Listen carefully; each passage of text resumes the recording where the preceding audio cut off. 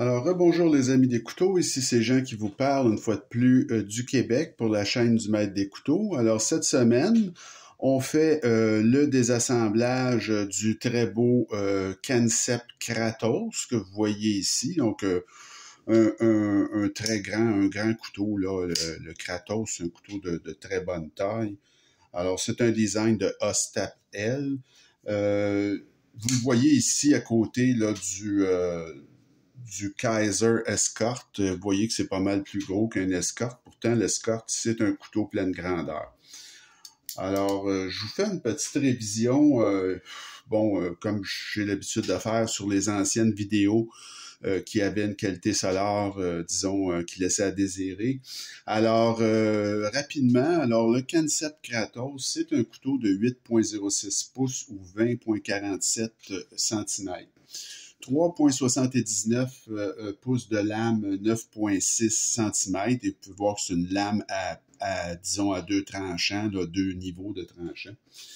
Le poids, c'est lourd. Hein? Un Kansept, on dirait que cette compagnie-là, qui est jeune, n'a pas encore appris comment, disons que le poids, c'est leur ennemi. Là. Leurs couteaux sont plutôt lourds. Alors, 5,7 onces ou 163 grammes pour ce couteau-là. Je vous rappellerai que la vidéo précédente, le Wiyucha, qui était un couteau plus grand que ça, pesait quand même au moins un once et demi de moins. Là. Au niveau de l'acier, c'est du CPM S35VM. C'est un type de lame drop point, mais à double, comme je vous dis, deux types de tranchants. L'ouverture se fait via une gâchette. Alors, vous avez la gâchette ici qui fonctionne très, très bien. C'est un mécanisme de cadre pour le verrouillage, tout à fait standard. Au niveau du manche, alors c'est du titane avec un incrusté là, en fibre de carbone, très bien fait des deux côtés. Donc c'est sans reproche. Le roulement est à bille. L'épaisseur de lame, alors c'est du 0,157 pouces, donc 4 mm, c'est costaud. Hein? Vous avez l'épaisseur de manche à 0,56 pouces, 14,4 mm. Une fois fermé, ce couteau-là fait dans son plus large ici 1,26 pouces ou 32 mm. Et vous avez une clip qui est en titane, tip-up, et elle est réversible, cette clip. Alors, c'est un couteau, ça, que j'ai payé trop cher quand je l'ai acheté, ça fait déjà un moment. 270 $, donc ça fait quand même, c'est un couteau qui, payez pas ça pour ce couteau-là, je l'ai vu souvent en vente maintenant, aux alentours de 200 $, donc à 270, là, on peut dire que je me suis fait avoir un peu, pas payer en haut de 220, 230 pour ce couteau-là maximum, dans cette variété-là, parce qu'il y a plusieurs versions. Alors, on y va avec le démontage. Alors, c'est, comme je vous dis, un design de Ostap L. Alors, on voit que c'est un nombre minimal de vis, là. C'est un très bon designer, Ostap. Donc, c'est pas le genre à mettre là, des vis inutiles. Alors, c'est du T8. Les deux vis sont des vis de T8. Alors, ça, c'est bien parce qu'on n'a pas à changer de tournevis. Par contre, le petit barillet en arrière, malheureusement, c'est un petit barillet qui est rond.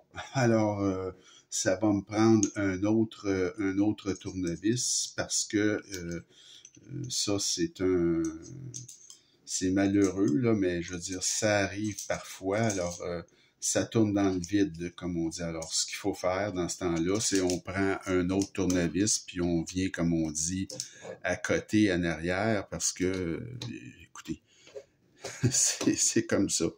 Alors, vous voyez que là, la vis va s'enlever assez facilement. Et, une fois ça fait, le couteau se désassemble quand même très bien. Alors, vous voyez ici que c'est très bien fait, là, ce couteau-là. C'est un couteau quand même haut de gamme. Alors, vous avez de la squelettisation à l'intérieur. Ils en ont fait de la squelettisation, mais on dirait qu'ils je ne sais pas, leurs couteaux à Kanset, généralement, sont plus pesants que, par exemple, un Kaiser ou un Wii. Ils ont un peu de difficulté à réduire le poids de leurs couteaux.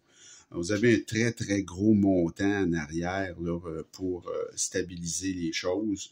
Et vous avez une lame ici qui a un stop pin intégré. Donc ça, c'est très, très bien. Une belle grandeur aussi de roulement à billes. Donc ça, c'est sans reproche. Là, je veux dire, c'est très correct. Alors, c'est pas plus compliqué que ça. Alors, mais comme je vous dis, au niveau du pivot, là, j'ai été chanceux de ne pas avoir à prendre mon autre tournevis pour le pivot, parce que je crois que le pivot est rond également.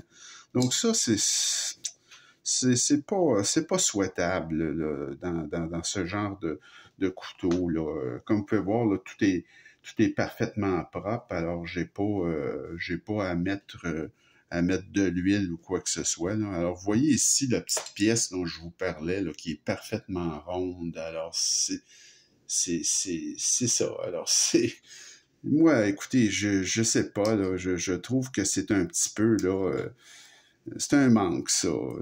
C'est pas dur, là, faire un petit D-shape, comme on dit, là. Tu sais, c'est pas quelque chose qui coûte très cher, là. Donc, je comprends pas, là, qu'un manufacturier,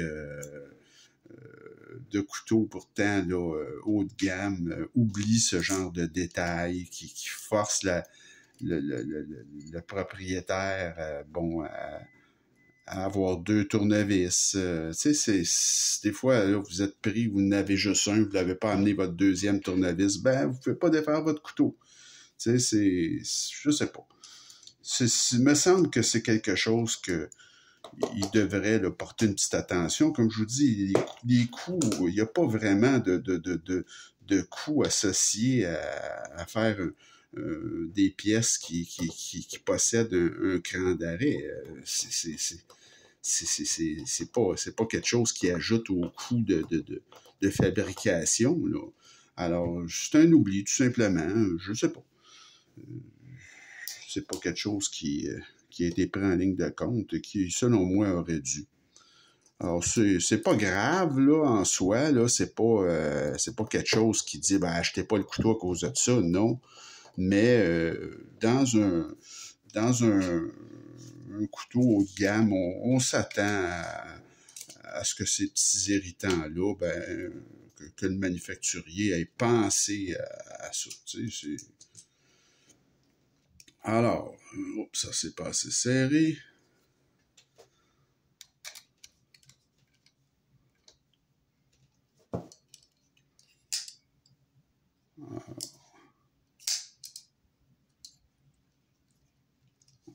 On peut le serrer encore davantage. Alors, vous voyez là, je vais le serrer davantage et je vais devoir là, prendre mon autre tournevis parce que ça tourne dans le beurre aussi pour ce qui est du pivot. Donc, c'est ça. C'est bizarre. Mais le couteau se rassemble très très bien. Alors la lame est belle, elle est centrée. Bon, il n'y a pas de jeu. C'est un très très beau couteau là finalement. Et comme vous avez pu voir, ben, c'est quelque chose de quand même très bien fait. Alors, ça fait le tour pour notre désassemblage de cette semaine, des matériaux de grande qualité. Là. Alors, ça fait le tour pour notre désassemblage de cette semaine.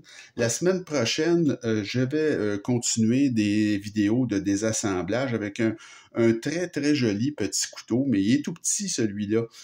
C'est là, je vais lire le nom parce que c'est de la compagnie Rook. Alors, Ruike. R-U-I-K-E. Et le couteau, ben, c'est le modèle M671TZ. Alors, lui, il est tout en titane et c'est un très petit couteau, comme vous pouvez voir. Mais il est très bien. C'est un couteau qui fonctionne très bien puis qui est très, très solide. Il est petit, mais c'est un couteau vraiment de très belle qualité et qui coûtent pas très cher parce que les compagnies Rook, c'est pas du haut de gamme, là. Alors, c'est dans leur meilleur, celui-là. Donc, c'est un petit couteau très intéressant. Si vous aimez les couteaux moins grands, parce que regardez, là, c'est un couteau qui mesure à peine 6 pouces, là, je ne sais pas, j'ai pas les statistiques devant moi, mais c'est tout petit, là, mais c'est très robuste par contre. Alors, je vous laisse là-dessus. J'espère que la vidéo vous a plu. Et on se retrouve très bientôt et continuez à vous abonner à ma chaîne et à m'écrire. Alors, je vous souhaite une bonne fin de journée. Salut!